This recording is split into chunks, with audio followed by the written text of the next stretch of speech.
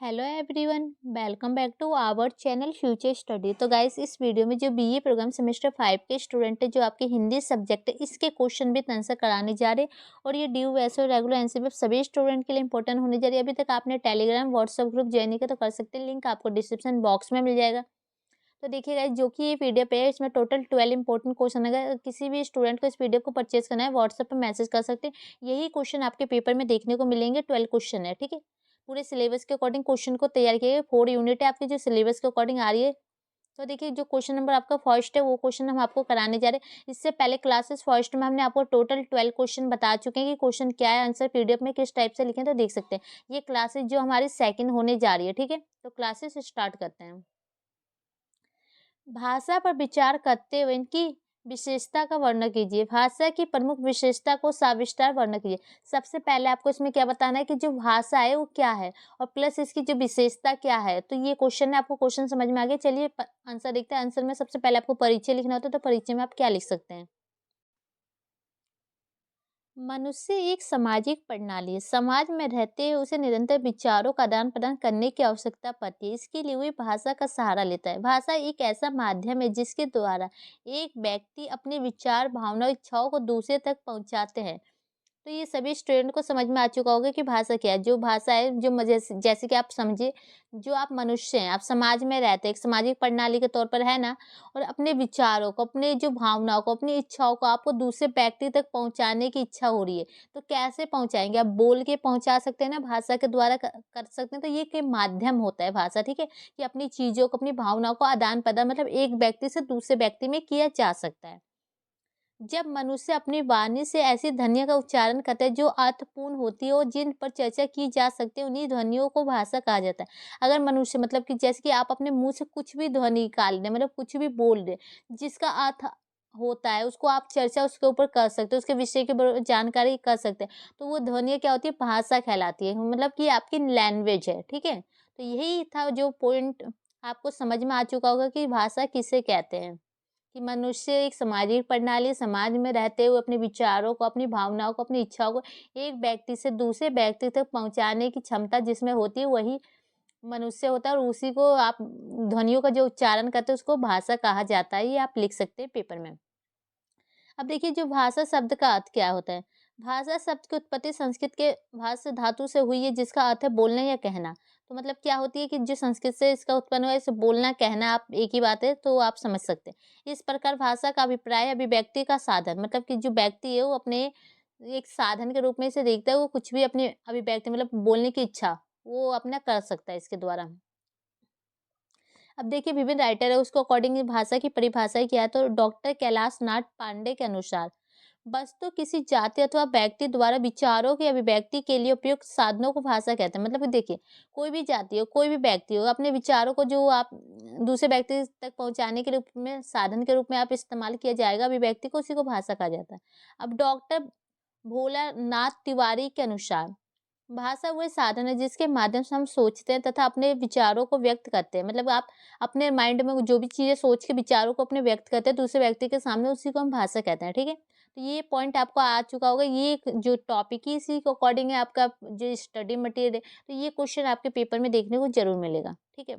अब देखिए, आपके पॉइंट क्या है, सेकंड, भाषा की विशेषता, कि इसकी विशेषता क्या हो सकती है, तो ये देखते हैं। भाषा सामाजिक वस्तु है। तो ये क्या है? एक सामाजिक वस्तु के अकॉर्डिंग देख सकते हैं। देखिए, भाषा के कई प्रकार हो सकते हैं, लेकिन भाषा विज्ञान के अनुसार उस भाषा का महत्व होता है जो मानव समाज में उपयोग की जाती है। मतलब इसके अलग अलग प्रकार हो सकते हैं, अलग अलग टाइप हो सकते हैं, लेकिन जो मनुष्य है, जो समाज में रहता है, उसका महत्व कहाँ पर उपयोग होता है? जो मानव समाज है ना, उसका उपयोग कर जा रही है, उसी को हम कह सकते हैं। इसलिए भाषा को सामाजिक वस्तु कहा गया। इसलिए जो भाषा क्या है? सामाजिक वस्तु, मतलब समाज में जितने व्यक्ति सबका इसका इस्तेमाल करते हैं, तो ये सामाजिक वस्तु कहलाएगा। भाषा का समाज में से प्रत्यक्ष संबंध है। व्याकरण भाषा के बाह्य रूप को निश्चित करता है, लेकिन भाषा की आंतरिक संरचना तैयार करने में समाज की भूमिका रहती है। समाज से भाषा को प्रतीक मिलता है, समाज से ही भाषा को प्रयोग की शैली मिलती है, और समाज ही भाषा के परिवर्तन की दिशा तय करता है। तो यहाँ पर यही कहा जा रहा है कि जो समाज के द्वारा ही जो भाषा का निर्माण होता है, अगर व्यक्ति जन्म लेगा तो समाज में ही जन्म लेता है ना मनुष्य, तो वो समाज में रह के बातचीत करता है ना, अपने लोगों से बातचीत करेगा, उसके बारे में सीखेगा, कोई भी चीज़ के बारे में जानकारी इकट्ठा करेगा समाज के द्वारा ही ना। तो ये महत्वपूर्ण हिस्सा माना जाता है और जो भी परिवर्तन समाज में होते हैं उसको अकॉर्डिंग आप अपने विचारों को भी बदलते रहते हैं ना, तो इसी को कहते हैं। तो ये क्या है, सामाजिक वस्तु के अकॉर्डिंग आप देख सकते हैं, फर्स्ट विशेषता। सेकंड देखिए, भाषा पितृक संपत्ति नहीं है। पितृक संपत्ति से अभिप्राय वे संपत्ति जो हमारे पूर्वज हमारे लिए अर्जित करके छोड़ जाते हैं। मतलब ये कहा जा रहा है जैसे कि आपके दादा, उनके पिता होते हैं ना, कि जैसे आपके लिए संपत्ति छोड़ जाते हैं, तो ये वो चीज़ नहीं है कि मतलब ये आपकी, ये नहीं कह सकते आपके दादा और जो दादा थे, पापा थे, चाचा थे, इनके द्वारा आपको प्राप्त हुई। ये समाज के द्वारा प्राप्त हुई, ये मनुष्य होने के कारण आपको प्राप्त हुई है। ये जो भगवान के द्वारा दिया जाता है, ठीक है? देखिए, भाषा के संदर्भ में कभी-कभी यह कह दिया जाता है कि भाषा परिवार से पितृक संपत्ति के रूप में मिलती है।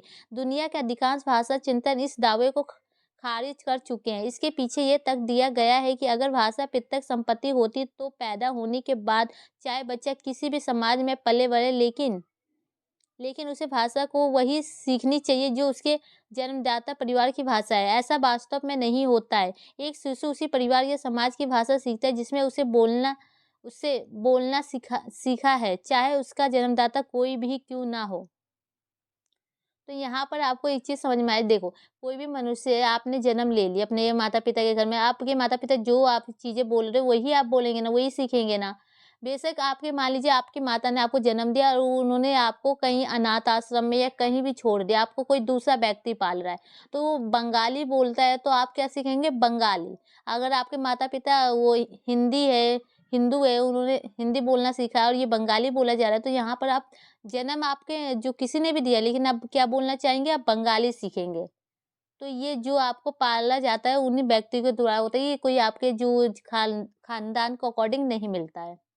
तो यही था संपत्ति के अकॉर्डिंग। देखिए, भाषा अर्जित वस्तु है। व्यक्ति जिस समाज में जन्म लेता है वह उसी भाषा को सबसे पहले सीखता है। मतलब कि आप जिस समाज में रहेंगे, आपके माता-पिता जो चीज़ें बोल रहे, हिंदी बोले तो हिंदी सीखेंगे, अंग्रेजी तो अंग्रेजी, भोजपुरी तो भोजपुरी सीखेंगे।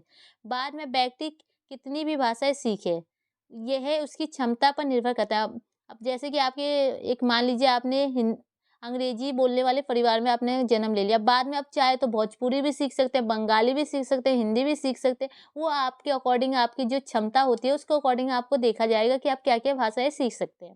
ठीक है? तो ये समझ में आ चुका होगा आपको। भारत में अधिकांश लोग 3 भाषाएँ जानते हैं और कुछ लोग 4 या 5 भाषाएँ भी जानते हैं। इसलिए कहा जाता है कि भाषा अर्जित वस्तु है और कोई भी व्यक्ति अपनी क्षमता के अनुसार इसे कई भाषाएँ सीख सकता है। तो ये भी आपको पॉइंट क्लियर हो गया। अब 4 पॉइंट देखिए, भाषा एक परंपरा है। हम हर भाषा की अपनी परंपरा होती है जो समय के साथ बदलती रहती है। बदलाव परंपरा के कारण ही संभव होता है। परंपरा वह व्यवस्था है जो शुरू होती है और निरंतर चलती रहती है। परंपरा को बनाए रखना ज़रूरी है क्योंकि वही भाषा की पहचान बचाए रखती है। अगर किसी भी भाषा में परंपरा का विकास नहीं होता तो वो लंबे समय तक जीवित नहीं रह सकती। मतलब कि जैसे कह सकते हैं, देखो इन्होंने क्या बताया कि एक परंपरा है, इस परंपरा के अकॉर्डिंग चलती है, इसमें निरंतर परिवर्तन भी होते रहते हैं, चेंजिंग भी होते रहते हैं। अगर ये जीवित नहीं रहेगा तो ये लंबे समय तक नहीं चल सकती। तो ये परंपरा के रूप में ये देख सकते हैं।